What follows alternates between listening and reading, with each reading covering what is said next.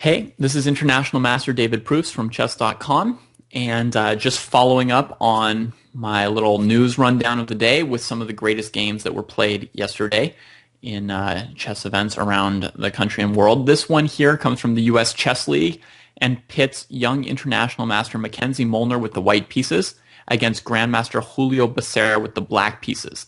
Molner playing for Arizona, the Scorpions, and Becerra for the Miami Sharks.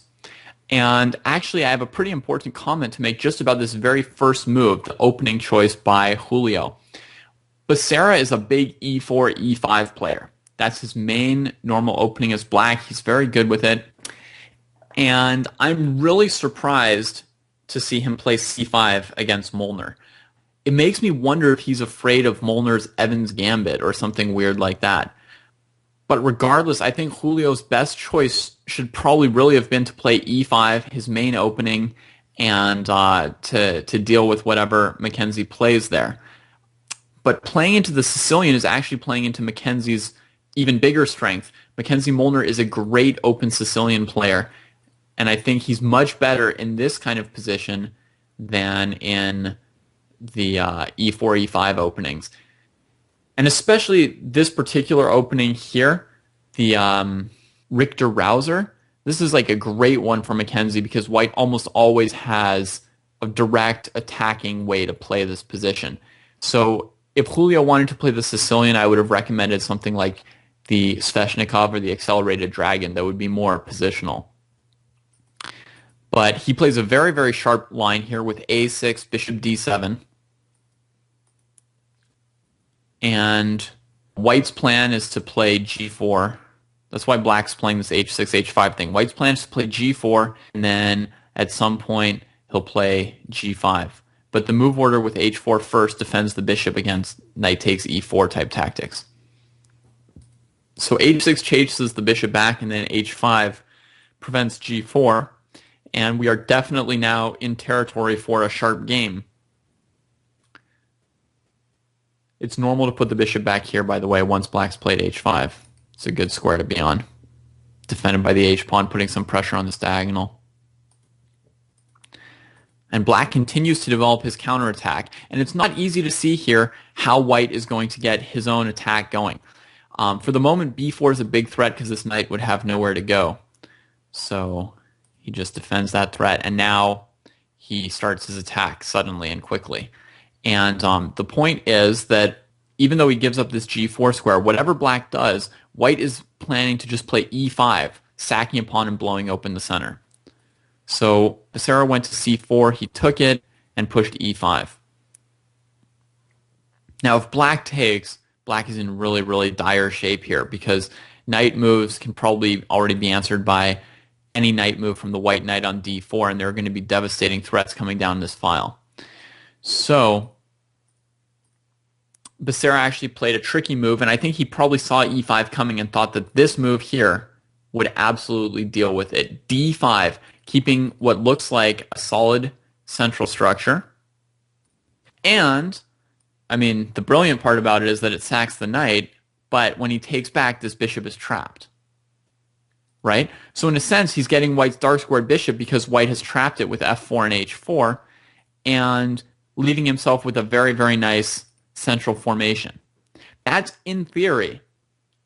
But what makes this game amazing is that Molner has predicted this kind of idea with d5, and he has in mind a way to crash through here for white and crush black. So I present to you something that, I'm not saying I or you or anyone else would have found, but check this out. Knight f5. Okay, so this first move on its own is not that surprising. If black takes, then white plays knight takes d5, attacking the queen and the bishop on e7. And white's going to get a really, really strong attack. He wants to take on f6 to save this bishop.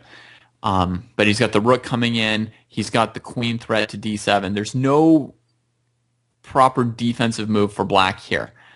So, for example, I'll just give you one example. Queen coming to d8 to try and defend as many of these squares as possible. I would play rook over to e1, threatening to win this bishop.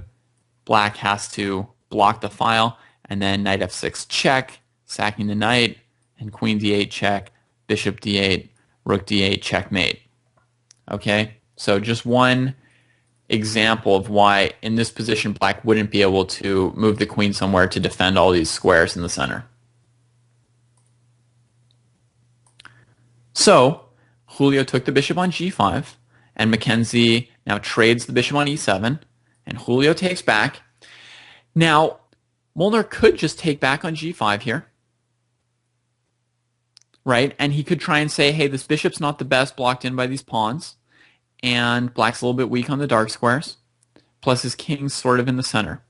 But black would still have this solid pawn structure blocking his king, and after they played b4, they would have just as much of a counterattack against the white king as white has attack against the black king. But Molner had something even better in mind here. So after king takes e7, he didn't recapture this pawn on g5 to keep material equality. He captured this pawn on d5 with his queen. And the point is, if black takes, he has knight takes d5, and he's forking the king and the queen and going into an absolutely, completely winning endgame, up 2 pawns.